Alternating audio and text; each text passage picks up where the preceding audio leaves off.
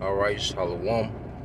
First and foremost, I would like to give all praise and glory unto Yahweh, Bahashem, Yahweh Shah, Bahashem, Rakakwadash. Double honor unto the apostles and the elders of GMS whom rule well, teach well, being great examples to his younger brothers. And peace and blessing, salutations to the hopeful they got there, pushing his word in truth and in sincerity across the four winds in the name of Yahweh Bahashem, Yahweh Shah. Pushing to get up out of here. Shalom to the hopeful lake, the believers, the listeners, whom have came back to the obedience of the scriptures through faith in Yahweh Bahashem Yahweh Shah. And what I want to get into this morning, is pretty much laying back and off the Elder Brothers of How video, dealing with, overcoming ourselves. All right, because as Elder Apostle Gabar, likes to mention that we are our biggest enemy, within the truth. All right, because who knows our weaknesses, like us, who knows our strengths like us, and then when you go into it, we're with ourselves more than anyone. So one thing about an enemy, the more intel your enemy has on you, all right, the more vulnerable you are to that enemy. All right, and who knows more about us than ourselves, man? That's why overcoming ourselves is a major step, in the overcoming this world.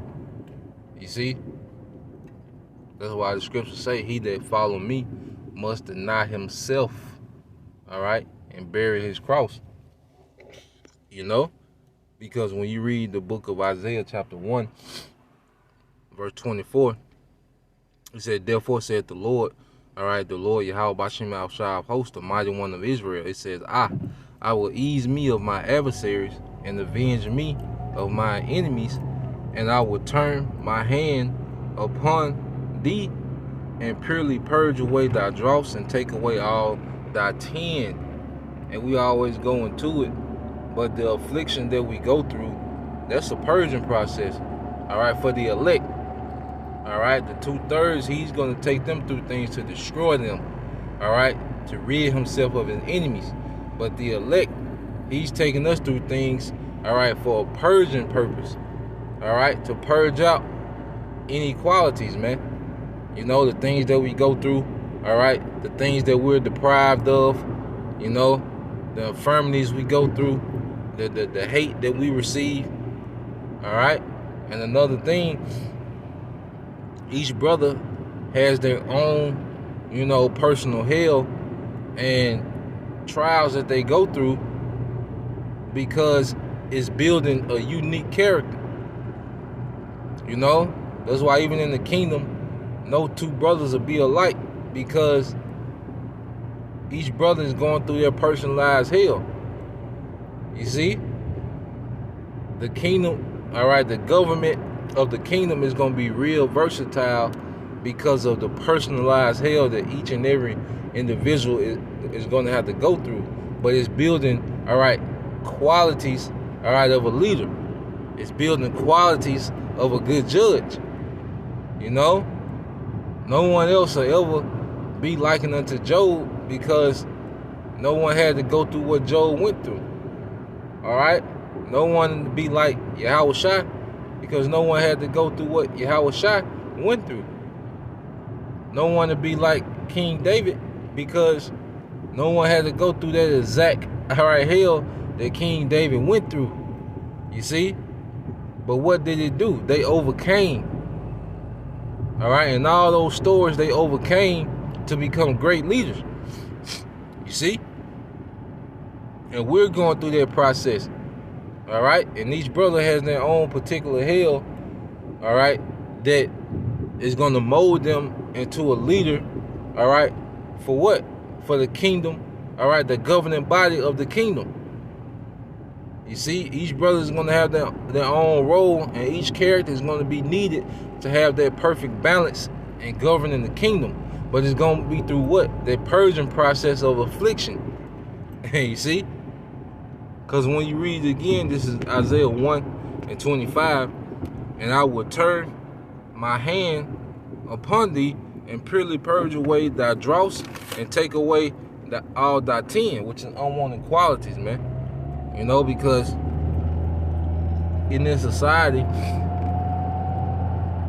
we've been bred, we've been programmed, all right, with character flaws, all right, with conditioning of what, man?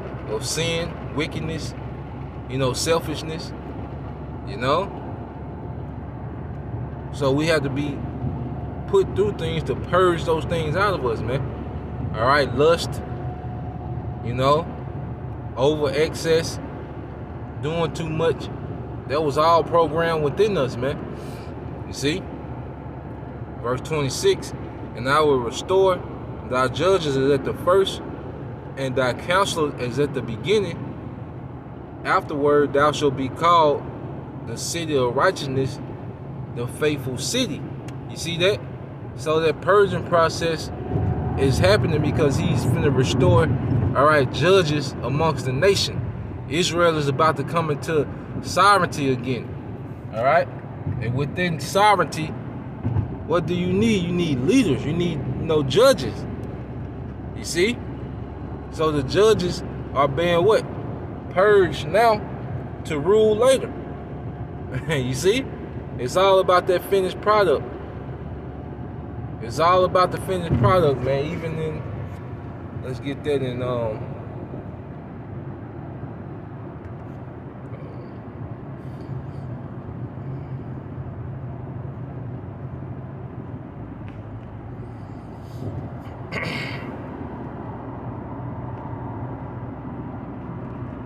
real quick, because it's all about the end game, man.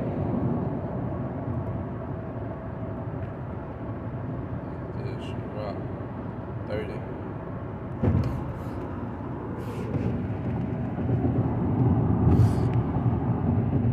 It's Sirach 30:1. It said, "He that loveth his son calls him off to feel the ride." All right, that ride, that affliction, which is doing what? Purging. You see? That he may have joy of him at the end. All right, it's about that finished product. But in order to become that finished product, we got to keep overcoming. All right, which does what? That adds, all right, quality to our character. You see? We overcome things that adds quality to our character. You know? So I just want to put that out there, man. You know, we're being purged, all right, to rule. You know? Everything leads to rulership, man. For Israelite men, you know, that's a believer, everything leads to rulership. All right? So Lord will, you brothers, all right, you few sisters will edify till the next time I say shalom.